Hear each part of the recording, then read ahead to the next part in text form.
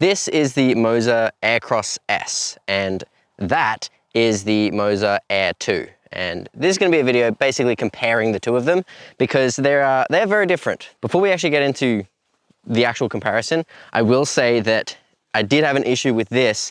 The actual mounting plate itself, not the mounting plate, the mounting mechanism itself it couldn't go tight enough, so it basically wouldn't hold the mounting plate on and not slide. So it actually slid a lot, which was really annoying. So I did have to adjust the lever that locks the mounting plate in place. So I actually couldn't use it for quite a while and not have that risk of it slipping because I didn't have an actual hex key that would fit. Now that that's out of the way, just a quick sort of specs comparison between them.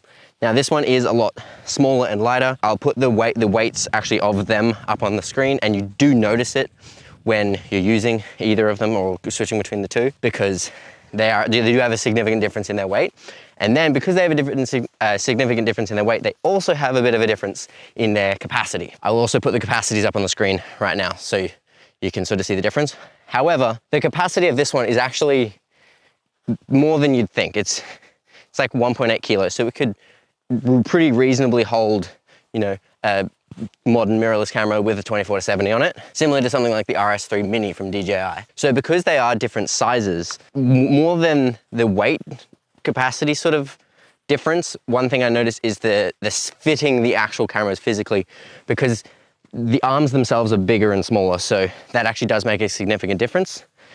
The Air 2 can easily fit, you know, my A7 IV with a cage on it, can put a mic on it, and there's not really any issues when it comes to fitting it and even moving it around. Whereas as you can see with this one, I don't have the full range of movement, especially with a mic on, because this one will hit the mic, but even without the mic, I can't go fully upside down because the lens will get in the way.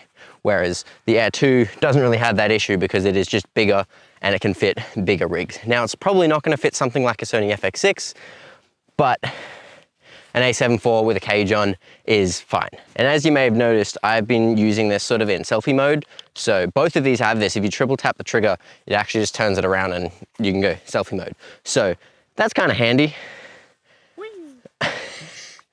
Another difference between them is the charging. Now, because this one is newer, it charges just by USB-C, whereas the Air 2 does have batteries that come with it. They're like a bit bigger than AA's, but and it just comes with its own charger. It's just not ideal sort of thing. Whereas this is just USB-C, super easy. And then the other sort of main difference between them with the build quality is, one, with this one just being smaller and lighter, it's smaller and lighter. It's going to feel a little bit more plasticky, but overall not too bad.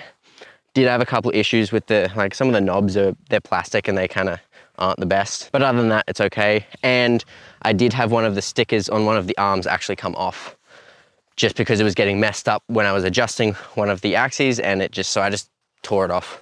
I don't think it needs to be on there, so that's fine. And when it comes to balancing these two gimbals, now one thing that I found is the Air 2, because it is bigger, it's a bit more of a robust system, it is so much easier to balance. It has more adjustment, and the adjustment just is easier. It's like you can do fine adjustment a bit easier than you can on this, especially with the mounting plate, actually getting that in the right spot so you don't have that tilt when you're getting your tilt balance. It's just so much easier on the Air 2 than the Aircross S. Both of these gimbals have multiple modes. They have all the standard modes you'd want. You've got your pan follow, your tilt follow, so you can pan, tilt, and roll. You can lock all of those axes, or you can set them to follow. So right now this one is on pan follow, so if I do pan around, it will follow wherever I'm pointing, whereas if I tilt up and down, it won't do anything.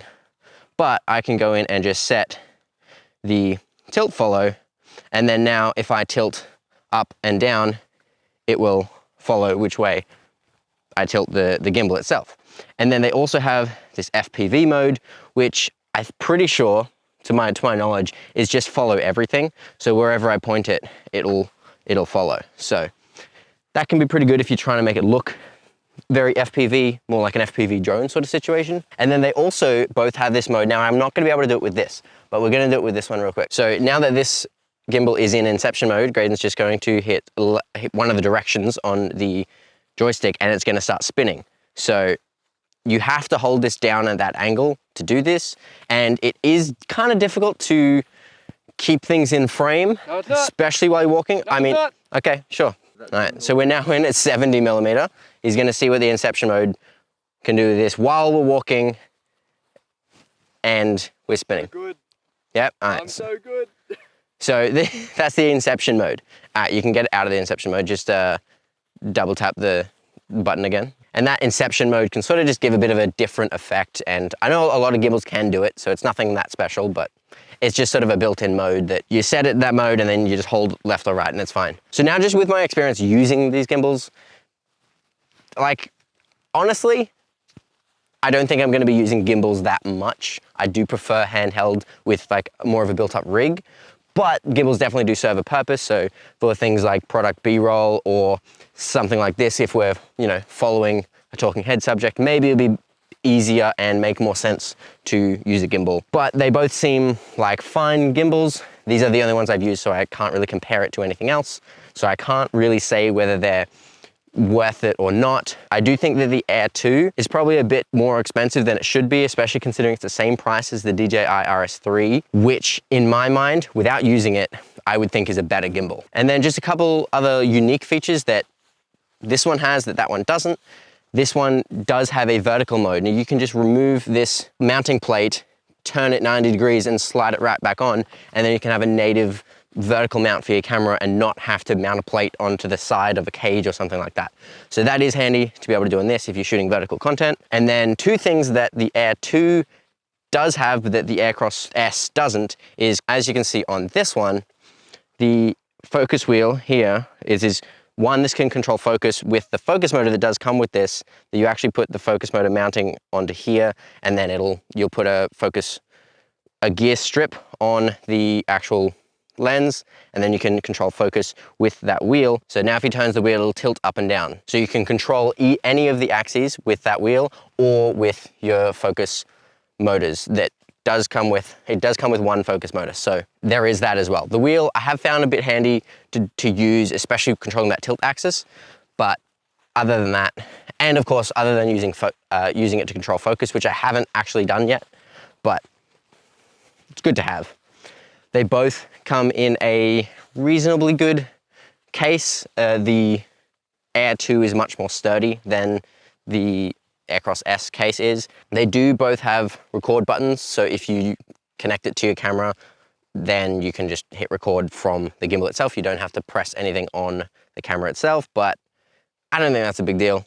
It's easy enough to just hit record on the camera. So that'll be it for this one. If you have any questions about these gimbals, I could try to answer them, but again, I'm not really much of a gimbal user. But I hope you enjoyed, hope it helped a little bit if you're interested in these gimbals at all.